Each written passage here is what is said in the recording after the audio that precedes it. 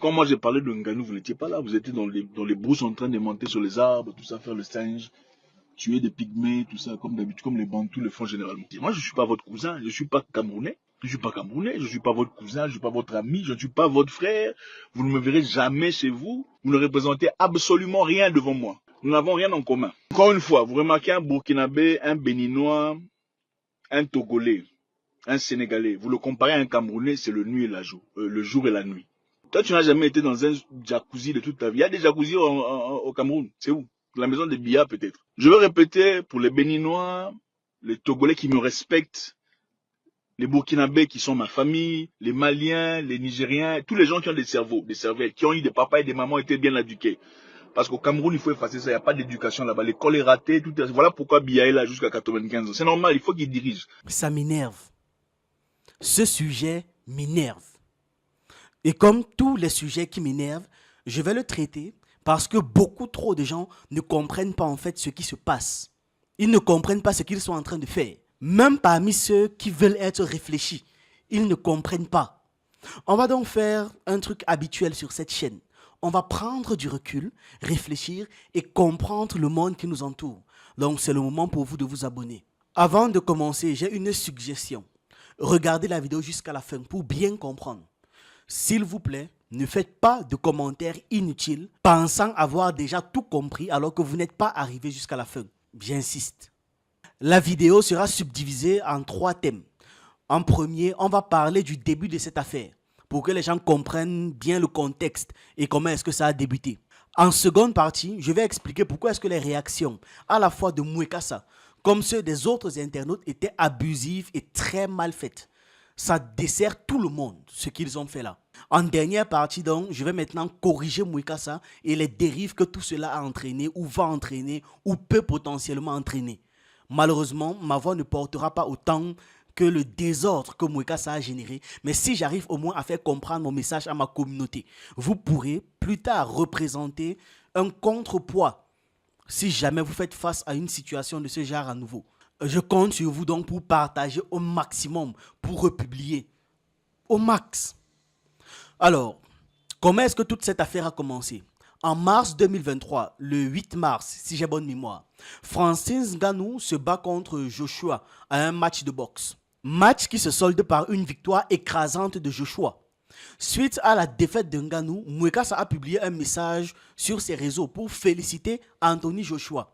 Et comme les gens d'internet sont ce qu'ils sont, certaines personnes lui ont fait le reproche en expliquant que voilà, il devait encourager Ngannou qui est beaucoup plus proche de lui que Joshua qui est un Anglais. Parce que aussi voilà, Joshua n'a pas besoin de visibilité, il a suffisamment de visibilité et de soutien de son côté. Celui qui en a besoin, c'est Ngannou. Et à ça, Mwekassa aurait eu des réponses plus ou moins controversées, dont une qui a particulièrement choqué certains internautes, qui disait ici, on promeut ceux qui ont fait des études.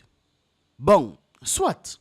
Ça n'enlève factuellement rien en Ngannou. Mais les internautes, en plus qui s'ennuient, ont la rancune facile.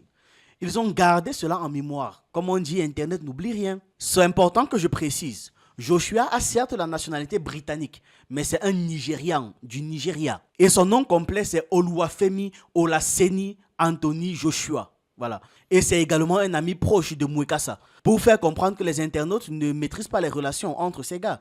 Et donc, quand ils disent que Ngannou est plus proche de Mwekassa qu'un Olaseni, c'est pas forcément vrai. Parce que non seulement le gars du Nigeria, c'est un Africain puissant. Et en plus de ça, ils sont amis. Le truc avec Joshua, c'est que comme à leur habitude, les habitudes des Occidentaux, ils ont gardé les noms de Joshua qui les représentaient le plus, de Olaseni qui les représentait le plus, en niant complètement ses origines, bien évidemment. C'est pour ça même que si vous tapez son nom sur Google, vous allez juste voir Anthony Joshua. Non, c'est Olaseni. C'est important même qu'on l'appelle comme ça, ok? Je le précise juste pour vous faire comprendre que c'est un Africain. Je ne sais pas donc si la réponse de Mwekassa sur les études de Ngannou et de Olaseni venait d'un agacement qu'il avait du fait d'être harcelé, ou s'il pensait vraiment ces mots. On le sait, quand on est parfois agacé ou acculé par certains trucs, il nous arrive de surréagir parce qu'on est énervé, c'est pour choquer. En plus, à son actif, Mwekassa, c'est toujours lui qui disait dans ses publications que le niveau d'études n'est pas toujours un facteur de réussite. C'est pour ça que sa réponse a choqué certaines personnes. Maintenant, récemment, samedi 19 octobre 2024, Ngannou remporte un match sur un ring de MMA où il affrontait Renan Ferreira. Et le match, cette fois-ci, se termine par une victoire écrasante de Ngannou. Suite à cette victoire de Ngannou, on a Mwekasa qui fait une publication sur ses réseaux pour féliciter Ngannou. C'est là donc que les massacres commencent. C'est là donc que les internautes sont revenus sur l'affaire Olaseni. C'est vraiment de là que part toute cette agitation. Et qu'en réponse virulente, Mwekasa a fait cette vidéo.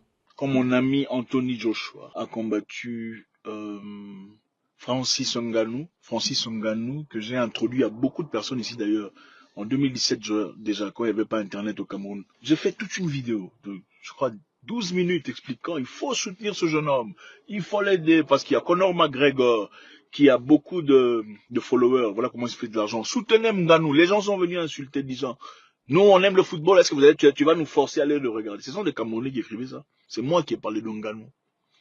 Il n'y avait pas encore Internet au Cameroun, je pense à l'époque, ils avaient Internet venant du Bénin ou quelque chose comme ça. Moi, je ne peux pas être jaloux de Ngannou. Quand moi j'ai parlé de Ngannou, vous n'étiez pas là, vous étiez dans les brousses en train de monter sur les arbres, tout ça, faire le singe, tuer des pygmées, tout ça, comme d'habitude, comme les Bantous le font généralement. Dans le sport, on félicite celui qui a gagné. On ne félicite jamais le perdant, il faut le féliciter, l'encourager. Mais non, ça c'est sa famille à faire. C'est la famille, les frères, les sœurs qui félicitent. Ah mon cher, tu as essayé, tu as perdu, félicite. Moi, je ne suis pas votre cousin, je ne suis pas camerounais pour féliciter Ngannou, c'est pourquoi. Je ne suis pas camerounais, je ne suis pas votre cousin, je ne suis pas votre ami, je ne suis pas votre frère. Vous ne me verrez jamais chez vous. Je ne suis pas obligé de féliciter Ngannou. Ça ne veut pas dire que je suis jaloux de lui. Je ne suis pas jaloux de lui, je lui veux du bien, je veux qu'il évolue, qu'il progresse. En fait, je réalise c'est seulement au Cameroun que si quelqu'un échoue, il faut le féliciter. Sinon, si tu ne le félicites pas, tu es jaloux de son échec. Et puis, vous me parlez de boxeur. Qui vous dit que je suis boxeur? Vous savez que dans la vie, c'est des étapes. J'ai un contrat courant de 2 ans, c'est vrai. Mais je suis un businessman en train de faire de l'argent, de construire des châteaux, de faire des appartements de luxe, de faire dans le cyber security, logistics, mining, transfer, investment, trading. J'ai pas le temps de tout ça là. Au fait, je réalise que la seule chose qui unit les Africains, c'est la couleur de peau. Nous n'avons rien en commun. Encore une fois, vous remarquez un Burkinabé, un Béninois, un Togolais, un Sénégalais. Vous le comparez à un Camerounais, c'est le jour et la nuit. Je n'ai pas honte de le dire, je m'en fous de vous, éperdument. Si ça vous dérange, désabonnez-vous. Vous pensez que je suis l'un de vos coachs là qui vient sur Internet pour chercher l'argent? Non, je ne suis pas cela. Je n'ai pas besoin de vous. Vous ne représentez absolument rien devant moi. Et même si vous me voyez face à face, vous ne ferez absolument rien. Absolument rien. Tout ce que vous pouvez faire, c'est insulter. Parce que c'est tout ce que vous avez insulté. Oh, c'est un parvenu. Toi, tu n'as jamais été dans un jacuzzi de toute ta vie. Il y a des jacuzzis au Cameroun. C'est où? La maison des Bia, peut-être. Je vais répéter pour les Béninois, les Togolais qui me respectent, les Burkinabés qui sont ma famille, les Maliens, les Nigériens, tous les gens qui ont des cerveaux, des cervelles, qui ont eu des papas et des mamans été bien éduqués. Parce qu'au Cameroun, il faut effacer ça, il n'y a pas d'éducation là-bas. L'école est ratée, tout est... Voilà pourquoi Biya est là jusqu'à 95 ans. C'est normal, il faut qu'il dirige. Il doit fermer le trou avant de partir. Et il aura certainement besoin des bêches venant de quelqu'un de fort pour l'aider à couvrir. Vous mettez, c'est vous parlez quoi? Vous mettez les organes. C'est une terminologie à la camerounaise qu'on entend qu'au Cameroun. Vous mettez trop les organes. C'est ça. Il faut être léger dans la vie.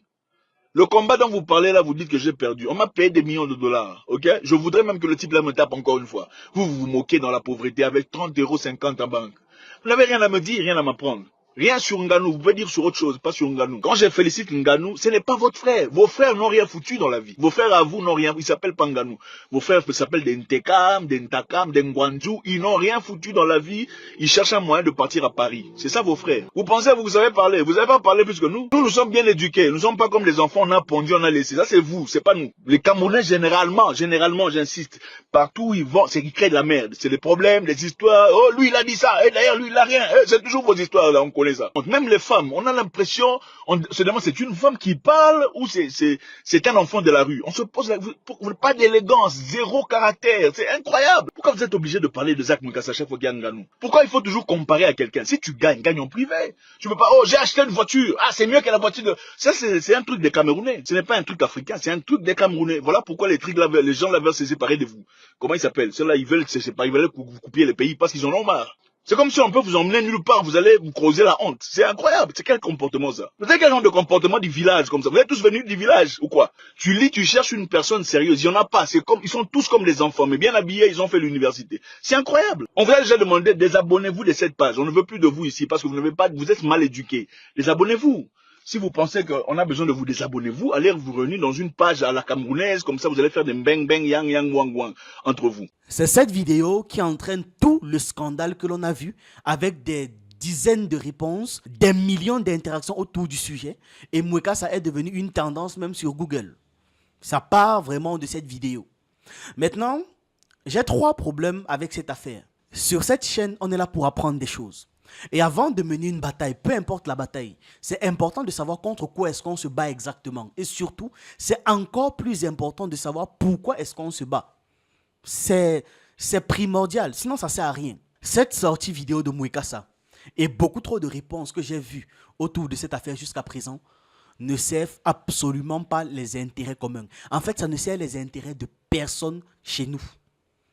Ni notre combat individuel, ni notre combat collectif. Personne. On a d'un côté Mwekasa qui se prend pour un noir supérieur et insulte tout le monde quand il est agacé. Alors qu'il fait des vidéos de développement personnel, de savoir-vivre et de géopolitique. Dans ces vidéos, il explique bien que la valeur d'une personne ne se limite pas à son argent ni à ses diplômes. Mais les mots qu'il utilise dans cette vidéo et dans certaines autres de ses sorties sont en contradiction avec ce qu'il partage le plus souvent. Il est quitté de l'affaire Ngannou pour se mettre à insulter les femmes camerounaises en les traitant de trous. Il insulte Samuel Eto'o, le traitant de merde. Il dit que les Camerounais ne sont pas les noirs comme les autres. C'est une sorte de sous-race de noirs, vous voyez, des merdes de noirs, voilà. Il fait au-delà de ça une description très caricaturale, esclavagiste et coloniale des Camerounais, disant qu'en 2017, quand il parlait de Ngannou, donc quand il mettait encore Ngannou sous le feu des projecteurs, au Cameroun, ils étaient dans les champs, en train de chasser, à tuer des pygmées. Ils étaient sur les arbres, faisant des trucs de bantou, n'est-ce pas? Ce genre d'expression utilisée par les Occidentaux et les Arabes pour déshumaniser les Noirs et pour justifier leur exploitation et leurs crimes à notre encontre. C'est les mêmes expressions, c'est les mêmes mots, c'est les mêmes rhétoriques, c'est exactement les mêmes arguments qu'ils utilisent. La même chose. D'ailleurs, il y a un Libanais qui expliquait pourquoi est-ce qu'il forçait les femmes noires. Vous comprenez très bien ce que je veux dire en utilisant l'expression forcer. Il expliquait qu'il forçait les noirs pour les mêmes raisons que Mwekasa a cité là. Parce que sauvages, parce que les femmes noires sont X, sont Y.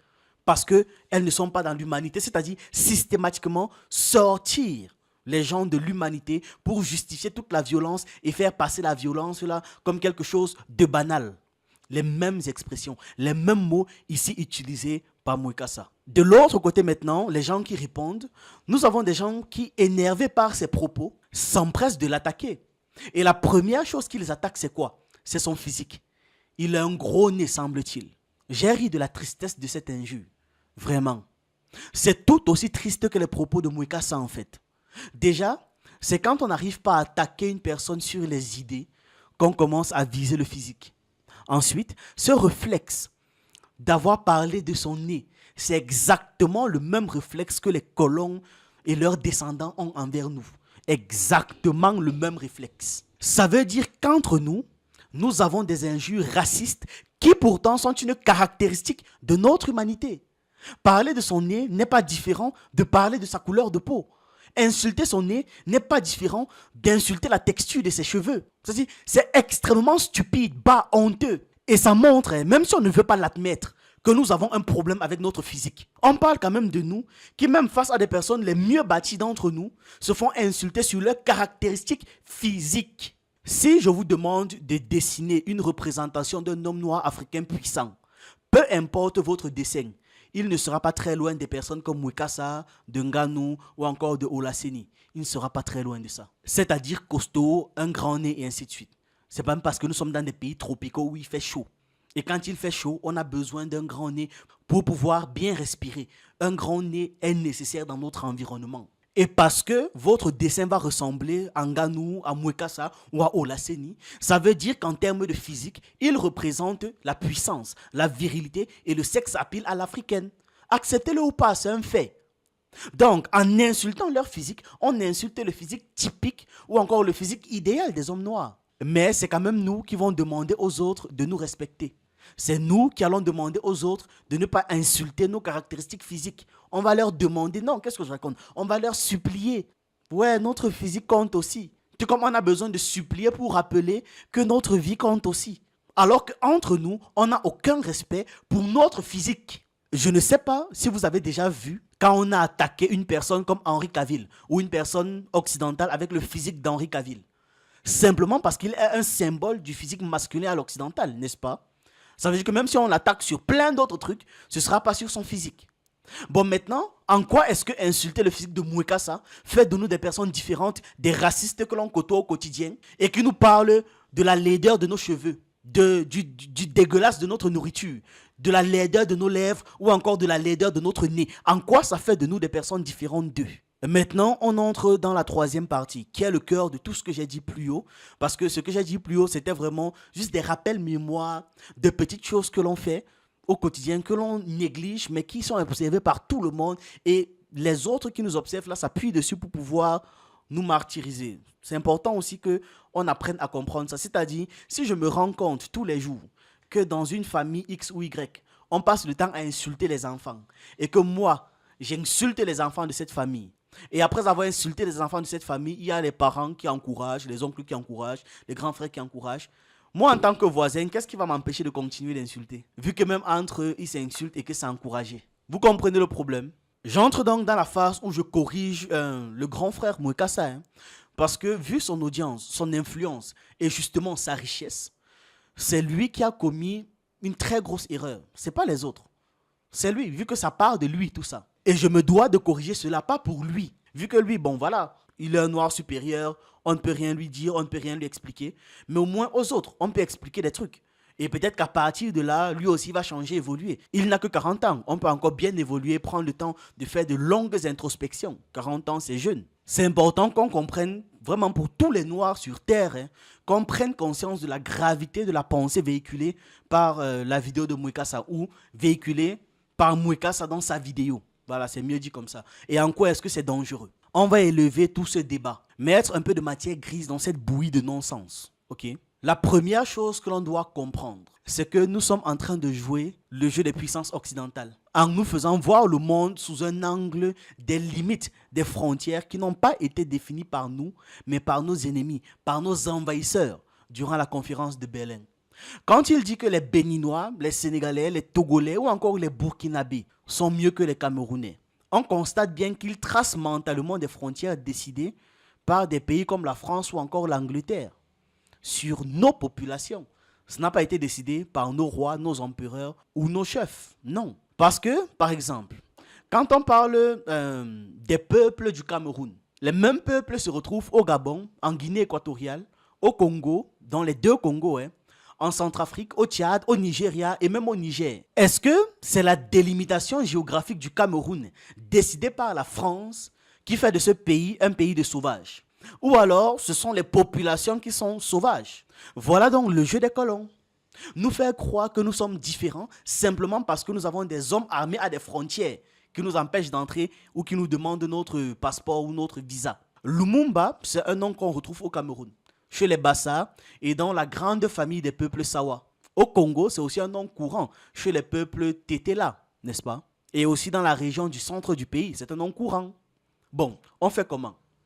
On renie le fait qu'une partie des Sawa, comme les Douala par exemple, viennent du Congo. Et on renie le fait que l'Empire Congo couvrait une grande partie de la moitié sud du Cameroun, ou du moins de ce qu'on appelle aujourd'hui le Cameroun. Plusieurs peuples africains se retrouvent à la fois au Cameroun et dans plein de pays voisins, en raison des frontières artificielles tracées par les puissances coloniales. Et nous faire des distinctions et des différences sur la base de ça, c'est jouer au jeu du colon. C'est justement pour ça qu'il a fait ces frontières. C'est pour ça, pour nous diviser, pour qu'on se pense différemment, supérieur ou inférieur à nos voisins qui sont exactement du même peuple que nous. Je ne sais pas, pour vous faire une figure mentale, c'est un peu comme si moi je vis à Essomba, c'est un quartier dans Yaoundé. Mon ami vit à Emombo 2e, c'est aussi un autre quartier dans Yaoundé, capitale du Cameroun. Et un jour, je décide que je suis différent de mon ami de Mombo deuxième parce que voilà, on est dans deux quartiers différents. C'est la même chose, il n'y a aucune différence. Si on met des hommes armés entre les deux quartiers et qu'on commence à demander les visas pour traverser, à un moment donné, les gens vont commencer à créer des théories de supériorité parce que c'est le jeu en fait, c'est le but, nous diviser. On mangeait ensemble, on partait à l'école ensemble. Dès qu'on a mis une frontière, on n'est plus pareil. Hein? Vous les gens de Sombala, vous êtes comme ça. Et c'est comme ça qu'on alimente la division.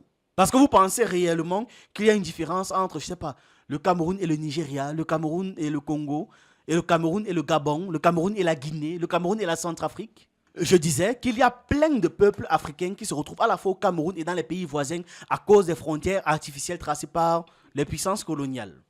On prend par exemple le cas des Fulani ou des Peuls qui sont au Cameroun, au Nigeria, au Tchad, au Niger, au Mali, au Sénégal, au Burkina Faso et dans d'autres pays d'Afrique de l'Ouest et d'Afrique centrale. Le peuple Kanouri, on rencontre ce peuple au Cameroun, dans la région de l'extrême nord précisément au Cameroun. On les rencontre au Nigeria, principalement dans l'état du Borno. On les rencontre au Niger et au Tchad. Le peuple Kanouri a une histoire commune à travers l'empire du Kanem-Bornou, qui s'étendait autrefois sur toutes ces régions-là. Les frontières coloniales sont venues diviser la communauté. Ce n'est pas une communauté qui en a été victime, mais nous tous. Le peuple Haoussa, au nord du Cameroun, se retrouve également au Nigeria, au Niger, au Ghana et dans d'autres pays d'Afrique de l'Ouest. Le peuple Bakongo ou le peuple Congo, on les voit dans le sud du Cameroun. On les voit en République démocratique du Congo. On les voit en République du Congo. Et on les voit même en Angola. On retrouve ces peuples en Angola. Le peuple Tchamba, vous connaissez? Ils sont également au Cameroun, au Togo et au Ghana. Les Tchamba sont aussi appelés Temba ou encore Tchamo. Oui, les Tchamo. Je peux encore faire ce jeu pendant longtemps. Surtout si je rajoute les liens avec d'autres peuples. Comment est-ce que certains peuples se sont créés par rapport à d'autres? Je peux retracer comme ça une très longue histoire. L'Empire Congo, à son apogée, couvrait environ 400 000 km². 400 000. Si on doit faire une superposition aujourd'hui, on prend l'Empire Congo, on dépose sur les pays africains d'aujourd'hui, vous allez vous rendre compte que l'Empire Congo couvre la RDC, la République du Congo, l'Angola, le Gabon, le Rwanda. Si on rajoute les influences culturelles, ça part même jusqu'à la Guinée équatoriale. Ça prend une bonne partie de la moitié sud du Cameroun. Voilà donc dans quoi est-ce qu'on est. Et une fois de plus, ce jeu, je peux le faire avec l'Empire Ghana, l'Empire du Mali, etc., etc. Vous serez choqués de savoir à quel point nous avons des origines communes. Donc, quand Mouekas a fait la différence entre les Camerounais et les Togolais, je me demande s'il a déjà tenu dans ses mains une carte des peuples africains. Je me demande, parce que c'est un non-sens. Il y a un type, toujours dans la mouvance des réactions suite à sa vidéo, qui expliquait que le Cameroun est une province du Congo. Mais oui, je suis totalement d'accord avec. Et ce n'est pas une insulte, au contraire. En quoi le fait que le Cameroun aurait été dans un scénario alternatif où l'Afrique n'avait pas été colonisée, une province du Congo, en quoi ça aurait été un problème? En quoi c'est même un problème qu'une fois notre indépendance reprise, on crée un même pays et le Cameroun est une province du Congo? Ce n'est en rien un problème. Porter le nom Congo, c'est un honneur. Je ne sais pas pourquoi est-ce qu'on s'agite quand on dit cela. Ce n'est pas un problème. Voilà donc le premier point. On ne doit pas jouer au jeu des colons. Parce que leur jeu, c'est de nous diviser avec des frontières artificielles. Et personnellement, j'ai trouvé ça surprenant qu'à son niveau, Mouekas n'en ait pas compris cela et a sauté pieds joints dans cette affaire de division. À tel point qu'il a été encouragé par d'autres internautes qui disaient justement que oui, les Camerounais sont les ennemis de l'Afrique. Bravo! Félicitations à vous. J'espère que vous êtes contents. Mais éliminez-nous tous une fois. Au moins, ce sera quelque chose de réglé. Les Camerounais n'existeront plus. Et j'espère que vous serez contents et que tous les problèmes de l'Afrique seront réglés. Le second point, c'est qu'on doit comprendre que traversant, passant d'une frontière à une autre, nous ne sommes pas différents. Nous avons tous hérité de la mauvaise gouvernance suite aux défaites des luttes anticoloniales. N'est-ce pas? Je dis bien tous, sans exception. Nous sommes tous face aux mêmes défis. On fait tous face à nos États qui nous ont complètement abandonnés et en qui nous n'avons aucune confiance en tant que population. Je dis bien, nous sommes tous face à cette situation. Nous vivons tous dans un État plus que déplorable, avec une élite minoritaire qui nous siphonne, qui nous pompe. On nous parle de patriotisme seulement quand ça les arrange. Ils sont seulement prompts à donner des leçons de morale, des leçons sur la bonne conduite, sur la politesse. Et c'est cette même élite qui ne se soucie jamais de la population, jamais de nos souffrances. C'est-à-dire qu'on est arrivé à un tel niveau que l'on n'a tellement pas confiance en nos États que quand on est face à un problème, tu vois comment toute la population se résigne et dit on va se débrouiller seul. Parce qu'on sait que même si on crie, on appelle à l'aide jusqu'à en perdre la voix, on ne va même pas nous entendre. Ce n'est pas qu'ils vont nous entendre et nous ignorer, c'est qu'ils ne vont même pas nous entendre. Très certainement parce qu'ils sont dans des vitres insonorisées. Peut-être que nous sommes en train de chanter. Vous savez, on aime bien chanter, danser. Et c'est donc parce qu'on constate tout ça qu'on doit s'entraider entre peuples. On connaît les tortures inhumaines infligées aux personnes qui remettent en question le système. Et c'est là où justement, un Ivoirien par exemple, qui ne peut pas parler de Ouattara sans être jeté en prison, un Togolais peut en parler parce que voilà, il va contribuer à la lutte, mais justement, il va réduire les risques de son côté. Parce qu'il, dans une certaine mesure, il sera protégé par les frontières, dans une certaine mesure. Là où un Togolais ne pourra pas parler de Faure Gnassingbé sans s'exposer à toutes sortes de dangers, ce serait bien pour un Camerounais d'en parler, contribuant au combat, et ainsi de suite. Vous avez compris la logique. Ce n'est pas chacun de son côté que l'on est fort. Jamais. Si c'était le cas, on n'allait pas nous diviser. Et ça m'énerve que l'on ne comprenne pas ce genre de choses. Ça m'énerve que l'on soit tout le temps en train de pointer les gens par rapport aux frontières délimitées. Oui, mais lui, c'est un Camerounais, il raconte quoi là? Lui, c'est un Togolais, il raconte quoi là? Lui, c'est un Congolais, il raconte... Ça m'énerve. En dernière position maintenant, il y a un élément que Mwekassa, dans son infinie sagesse, devrait comprendre et vous expliquer. C'est que lorsqu'on marche sur nous, dans n'importe quel pays à travers le monde, lorsqu'on nous tue, lorsqu'on nous exploite, lorsqu'on nous brime, nous abuse de nos sœurs, abuse de nos mères, etc., ce n'est pas parce qu'on est Camerounais. Ce n'est pas parce qu'on est Sénégalais. Ce n'est pas parce qu'on est Sénégalais qu'on te refuse le travail ou le logement. Ce n'est pas parce qu'on est Ivoirien qu'on nous méprise. Ce n'est pas parce qu'on est Ivoirien qu'on nous crache dessus. Ce n'est pas parce qu'on est Béninois qu'on se moque de notre accent. Ce n'est pas parce qu'on est Malien qu'on nous dit qu'on doit mieux parler. Ce n'est pas pour ça. Ce n'est pas parce qu'on est Gabonais ou Congolais qu'on nous jette en prison pour des futilités. Qu'on nous brime. C'est tout.